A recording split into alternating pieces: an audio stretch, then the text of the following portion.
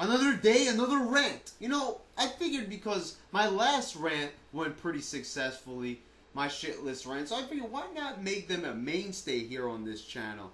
But this time I'm also going to talk about certain things that make me happy and overjoyed inside. So let's just kick it into gear right away. So tonight I picked up some fucking Burger King and I need a movie to go along with that deliciosity. So I figured, why not pop in a movie I've had since November and hadn't even unwrapped it yet. That movie is this piece of shit right here, Twilight. Now, New Moon and Eclipse were subpar movies, but this one takes the shit cake.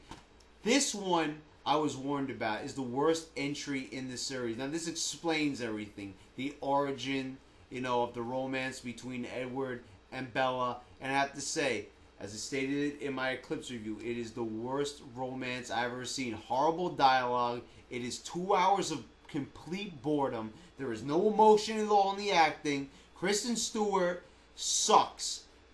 Robert Pattinson is equally as horrible. You know what? But no, wait, hold on a second. Nobody is worse than Kristen Stewart. She is fucking horrible. And all you need to do is look at the scene where the first time they ever talk, when they're sitting there in their bio class.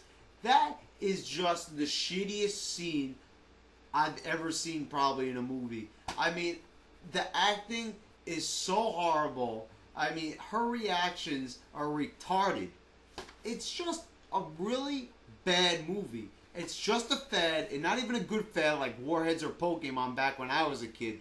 No, this one is just one of those fads that comes along and it's completely retarded, just like Silly Bands or any of that stupid shit that people like nowadays. It's horrible. Get it off the fucking camera because I don't even want to look at it anymore. Next topic. Daniel Bryan back into WWE. Thank God. Now, why the fuck am I even talking about this? Because I'm not even home to watch wrestling at the time, and I'm not even half the fan I used to be.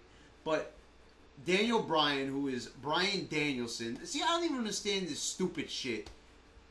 I mean, why did they change his name around? Why did they invert it and take away the son? It's Bryan Danielson. Just stick with his real name. Why'd they have to fucking change it? That makes no sense at all. But that's not the important thing. The important thing is he's back after a retarded firing on WWE's part because he choked the ring announcer with his tie. And they thought that that was a little bit too violent for the PG rating that goes to WWE nowadays. I mean, man, that was so stupid and just shows that WWE is against the indie stars from day one. And, you know, that's the same shit that they pulled with Paul London and Brian Kendrick. You know, it's ridiculous. But he's back. And this guy is going to be the next big thing if WWE handles him the right way. I mean, he eliminated 2 guys in the SummerSlam match. Came out to a good crowd reaction. I mean, he was getting a good crowd reaction before. That feud he had with Michael Cole, I checked that out on YouTube. That shit is awesome. Michael Cole had some tremendous heat. And those segments, they were amazing. The best I've seen from WWE in a while. And go figure, it's something that involves Michael Cole. But it just shows with some good writing and the right guy involved in it, Bryan Danielson, it just shows that that's all it takes for a killer segment. And, man, it happened. And they had a lot of good segments, and now he's back. And now they're going to continue that feud. And, you know, he's back. One of the greatest indie stars of all time. If I had to pick my favorite promotion, is definitely Ring of Honor. I hope to go back to a show one day in Long Island, see Ring of Honor again, because that is real fucking wrestling. I mean, you want to see a good show that's not bullshit like WWE. You don't have to worry about seeing shit like Sheamus is world champion. Go see a Ring of Honor show. Next on the list, some shit that I'm getting tired about. This fucking country and the language. English people, fucking English. I have to talk about this because it's getting to the point where I can't stand it. 22 going on 23. Been in this country since day one. I cannot stand the fact that people live here and don't know how to speak it. Not even a word of it. It is so ridiculous, especially when you work in retail and you have to have your fucking kids come up to ask the questions because you don't know how to speak a lick of English. Listen. If I had to go to China or any other place where they don't speak English, I would make sure I learned that language. If it was China, I would learn Chinese. If it was Puerto Rico, I'd learn Spanish. But you're living in the U.S. where we speak English as the first language. Even though it might not be the official language, because it's so fucked up here, that's how they do things. They won't even give us a native language.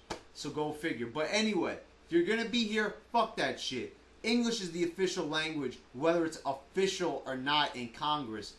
You gotta learn it. Because, you know, I can't stand it. I'm not going to stand there with you while you spout off a bunch of random English words and try to form a sentence of some kind. That's not how it works. You learn English, you learn how to speak real English sentences. I will respond to you in English, and things get done that way. Otherwise, get the fuck out. I mean, seriously, how are you going to live here and not know how to speak the language? That is completely absurd. As I said, I understand if I go somewhere else, you know, if it's for opportunity in the job place or what have you. I realize that I have to speak the language that goes along with that country. If I want to be a true native, I have to act like a native and think like a native and know the language. So it is completely ridiculous. Learn fucking English. I think that's about enough for one rant. I think I've vented enough anger. I feel better for now.